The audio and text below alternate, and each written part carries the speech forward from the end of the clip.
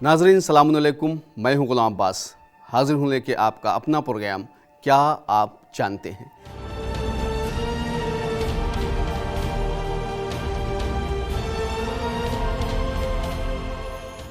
आज के अपने इस एपिसोड में हम बात करने जा रहे हैं एक बहुत ही अहम मौजू के सिलसिले से, लेकिन आइए इससे पहले नज़र डालते हैं अपने आज के सवाल पे। आज का हमारा सवाल है, क्या आप जानते हैं वो कौन से जानदार हैं जो बग़ैर माँ बाप के पैदा हुए। जी हाँ, ये कायनात, हर शय इस कायनात की अजूबा है। कायनात में अगर जिस तरफ नज़र दौड़ाएंगे, नज़र उठाएंगे, क्या देखेंगे? हर तरफ खुदा की मखलूक, अजीबो गरीब चीज़ें नज़र आती हैं। खुदा सिर्फ इरादा करता है, कुन कहता है, चीज़ें हो जाती हैं। लेकिन आज हम बात करने जा रहे हैं उन लोगों की कि जो बग़ैर माँ बाप के खुदा ने जिनको पैदा किया है, जिनमें से सबसे पहले हज़रत आदम और जनाब हव्वा हैं।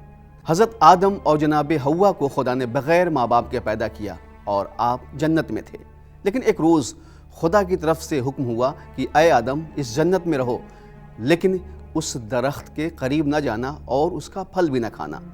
लेकिन जनाब आदम उस दरख्त के करीब गए और उसका फल भी खा लिया, जिसकी वजह से खुदा ने जनाब आदम अलैहिस्सलाम और जनाब हव्वा को इस ज़मीन पे भेजा और यहीं से इंसानों की तादाद इस ज़मीन पे बढ़ने लगी। दूसरे, जनाब इब्राहीम अलैहिस्सलाम के बेटे जनाब इस्माईल अलैहिस्सलाम के लिए जो दुम्बा आया था वो भी बग़ैर माँ बाप के पैदा हुआ था। जनाब इब्राहीम ने एक रोज़ अपने बेटे जनाब इस्माईल से कहा कि बेटा, मैंने ये ख्वाब देखा है। तो बेटे ने कहा कि बाबा, अगर आपने ख्वाब देखा है तो उसे पूरा कर लीजिए।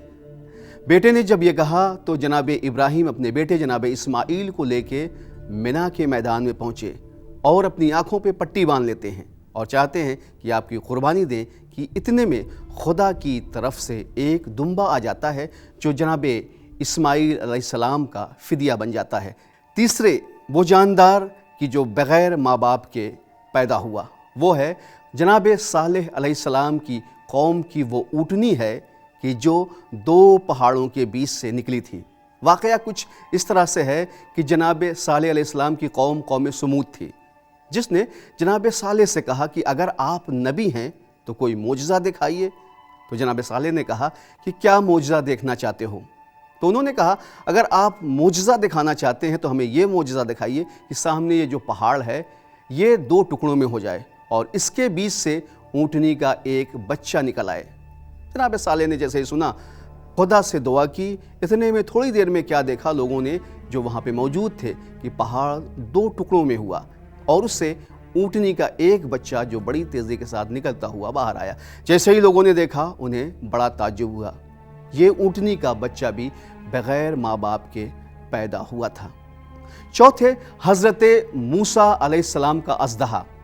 जब हज़रत मूसा अलैहिस्सलाम फ़िरौन के दरबार में थे, उस वक्त बाबुल के बहुत बड़े बड़े जादूगर आए थे और उन्होंने अपनी रस्सियाँ फेंकी, सब के सब अजदहे की सूरत में बन गए। तो उस वक्त हज़रत मूसा अलैहिस्सलाम ने अल्लाह के हुक्म से अपना असा फेंका तो वो असा भी इतना बड़ा अजदहा बन जाता है कि तमाम जादूगरों के जो सांप थे उन्हें निगल जाता है। तो ये जनाब मूसा अलैहिस्सलाम का अजदहा भी बग़ैर माँ बाप के पैदा हुआ था। पाँचवें, इब्लीस, जिसे परवरदिगार आलम ने बग़ैर माँ बाप के पैदा किया था। इब्लीस पहले ज़मीन पे था और उसने खुदा की इतनी ज़्यादा इबादत की कि ज़मीन के चप्पे चप्पे पे इबादत कर ली। खुदा ने उसे ज़मीन से उठाया और आसमान पर फरिश्तों के बीच में लाके बिठाल दिया। लेकिन जब खुदा ने हज़रत आदम अलैहिस्सलाम का पुतला बनाया और फरिश्तों में ऐलान कर दिया कि मैं ज़मीन पे एक खलीफा बनाना चाहता हूँ, तो फरिश्तों ने कहा कि परवरदिगार आलम, अगर तू बनाना चाहता है तो हम में से किसी को बना दे, हम तो तेरी इबादत करते हैं, तस्बीह करते हैं। बहरहाल खुदा ने कहा कि जो मैं जानता हूँ वो तुम नहीं जानते हो। फरिश्ते खामोश हो गए। फिर खुदा ने हुक्म दिया कि सब के सब सजदे में चले जाओ। सब सजदे में चले गए, लेकिन इब्लीस ने सजदा करने से इनकार कर दिया, जिसे खुदावंद आलम ने अपनी बारगाह से निकाल दिया। इब्लीस को भी खुदा ने बग़ैर माँ बाप के पैदा किया था। छठे, वो दो कौवे जिसे परवरदिगार आलम ने जनाबे आदम अलैहिस्सलाम के बेटे काबिल की मदद के लिए भेजा था। काबिल और हाबिल یہ دو بھائی تھے، دونوں جناب آدم علیہ السلام کے بیٹے تھے، لیکن بڑا بھائی قابیل جو اپنے چھوٹے بھائی حابیل سے بہت زیادہ جلتا تھا، اور اسی جلن اور حسد میں اس کائنات میں سب سے پہلا قتل ہوا۔ قتل کرنے والا بھائی قابیل تھا، حضرت آدم کا بیٹا، اور قتل ہونے والا یہ بھی جناب آدم کا بیٹا حابیل تھا۔ جب قابیل نے اپنے بھائی حابیل کو قتل کر دیا اور حابیل کی لاش لے کے ادھر ادھر پھر رہا تھا، اسے سمجھ نہیں آ رہا تھا کہ میں اس لاش کو کہاں لے جاؤں، یہاں تک کہ خدا نے دو کوے بھیجے۔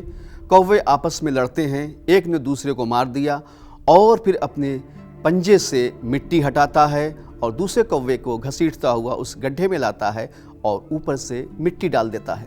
یہ منظر قابیل دور بیٹھا دیکھ رہا تھا، اس کی سمجھ میں آ گیا۔ اس نے کیا کیا؟ اس نے بھی فوراً یہی کام کیا اور اس نے زمین سے مٹی ہٹائی اور اس کے بعد حابیل کی لاش اس گڈھے میں ڈالی اور اوپر سے مٹی ڈال دیتا ہے۔ یعنی یہ دو کوے جو خدا نے بھیجے تھے یہ بھی بغیر ماں باپ کے پیدا ہوئے تھے۔ تو یقیناً اس کائنات کے اگر آپ فینومینا پہ غور کریں گے تو کہیں نہ کہیں آپ آخر میں اس بات پہ سر جھکانے کے لیے تیار ہو جائیں گے کہ عظیم اور بہت بڑے خالق نے اس کائنات کو خلق کیا ہے۔ یعنی اس کائنات کا خالق وہ عظیم خالق ہے کہ جو ہر شے کو ممکن کر سکتا ہے، ہر بات کو ممکن کر سکتا ہے، اس کے لیے کوئی بھی چیز ناممکن نہیں ہے۔ ناظرین، آج کے اپنے اس ایپیسوڈ کو ہم یہیں پہ ختم کرتے ہیں۔ انشاءاللہ آپ سے ہماری پھر ملاقات ہوگی، تب تک کے لیے خدا حافظ۔